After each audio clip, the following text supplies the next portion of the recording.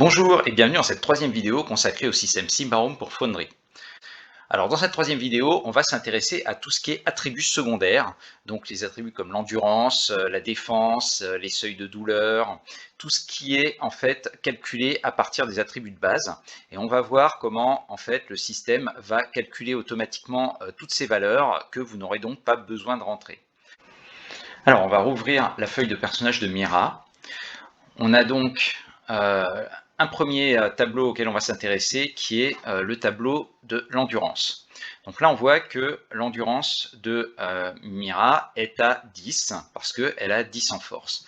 Si je change sa force, modifier, hop, que je lui mets par exemple 14 en force, eh bien vous voyez qu'automatiquement le total d'endurance de Mira a été modifié, ainsi que son seuil de douleur, qui est la moitié de l'endurance. Donc ce calcul suit les règles du livre de base, c'est-à-dire que si je mets une force inférieure à 10, par exemple on va mettre 7 en force, eh bien le total il reste à 10, il ne peut pas descendre en dessous, et le seuil par contre eh bien, diminue et il est calculé sur la moitié arrondi au supérieur. Voilà. Là, on parle bien de l'endurance maximum, du total. L'endurance actuelle, celle qui va varier parce que, par exemple, elle va prendre des dommages, puis être soignée, etc. C'est dans l'endurance actuelle que là, vous pouvez modifier à la main. Donc, lorsqu'on crée le personnage, elle est à 0. Là, je lui mets à 10. Alors, la case suivante dont on va parler, c'est la corruption. Donc, la corruption, on a d'une part le calcul du seuil de corruption qui est la moitié de la volonté et la corruption maximale qui est donc égale à la volonté. Voilà. Donc si je change la volonté pour mettre par exemple un 8 en volonté, eh bien on voit hop, que tout a été modifié. Comment est-ce qu'on va indiquer sur cette feuille la corruption reçue par le personnage? Donc ça va se faire dans ces trois cases qui correspondent à trois types de corruption différentes. Donc il y a la corruption permanente, la corruption temporaire, qui dure donc jusqu'à la fin de la scène, et puis une case pour ce qu'on a appelé la corruption longue. Donc ça, c'est quand vous avez des cas un peu bizarres, par exemple de la corruption qui va rester tant que vous restez dans un certain lieu, ou tant que vous mangez un certain type de nourriture. Donc voilà, ça c'est un autre type. Et donc, la corruption actuelle est la somme calculée automatiquement, hein, vous ne pouvez pas modifier à la main cette case, elle est calculée automatiquement à partir des trois autres, ça fait la somme tout simplement, et puis ensuite, hop, par exemple à la fin de la scène, ma corruption temporaire revient à 0, pof, du coup la corruption actuelle retombe à la somme de ces deux-là. Alors maintenant, on va s'intéresser à l'attribut secondaire défense du personnage. Donc la défense, par défaut, ça prend l'attribut agilité. Voilà, donc l'agilité de Mira c'est 11 et ça va lui mettre des modificateurs. Donc là, je vois que j'ai fait une erreur. Dans l'équipement, le tablier de cuir, j'ai mis -2 sur la valeur gênante. En fait, il faut que je mette 2. Comme dans les règles, c'est une valeur positive et ça va être retranché. Voilà, maintenant c'est correct. Donc l'agilité de Mira, de base c'est 11, donc sa défense est de 11 et c'est modifié automatiquement par d'une part la valeur de gênant de sa protection, donc là c'est son tablier en cuir hein, qui lui donne donc un malus de 2, et puis elle est robuste. Et robuste, pareil, ça donne un malus à la défense. Donc elle est novice en robuste, ce qui lui a donné -2 également. Et donc finalement, sa défense, c'est son agilité de 11, -2 dû à son armure, -2 dû à robuste, égale 7. Et je vois, si je mets ma souris sur cette case, le détail qui s'affiche du calcul de la défense. Voilà. Donc on voit que les attributs secondaires sont également modifiés par les talents et les traits que l'on va affecter au personnage. Alors le dernier attribut secondaire dont je vais parler, c'est l'initiative. L'initiative, elle est ici. Par défaut, l'attribut qui est utilisé pour l'initiative, c'est l'agilité. Et ça, on va voir qu'il y a certains talents qui vont le modifier. Pour illustrer comment les talents et les traits vont influencer les attributs secondaires, j'ai fait là plusieurs petits personnages exemples. Donc on va commencer par un archer qui est vigilant.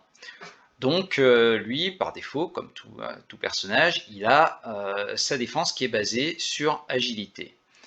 Mais c'est un archer qui a le talent 6e sens. Alors pour ça, je vais lui rajouter le talent 6e sens.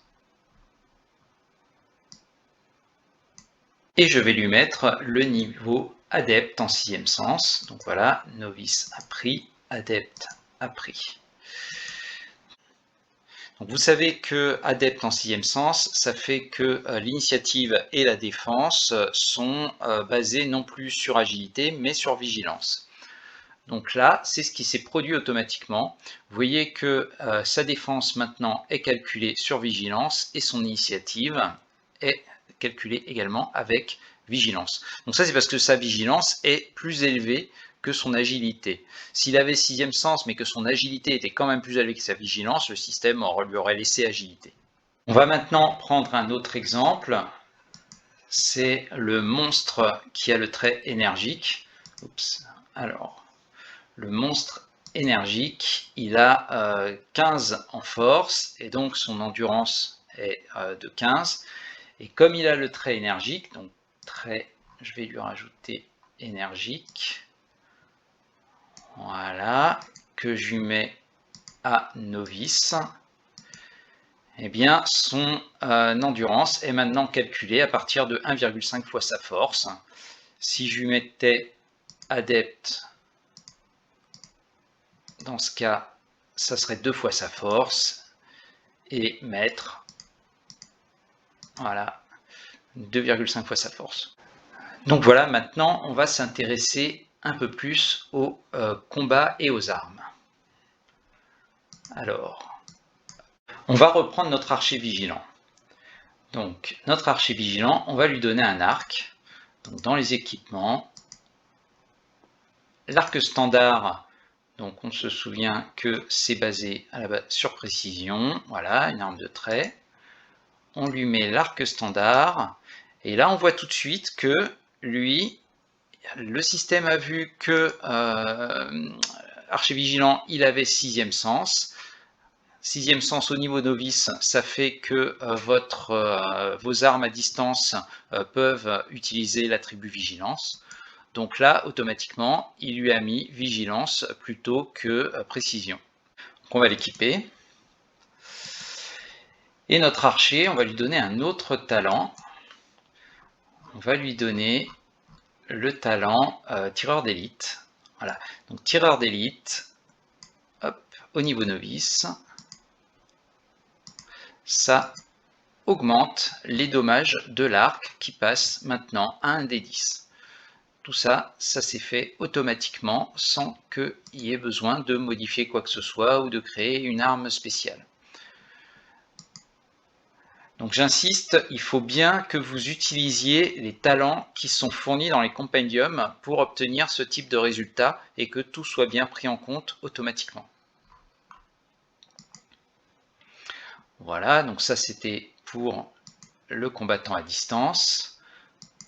On va prendre un deuxième exemple, on va prendre le combattant fort.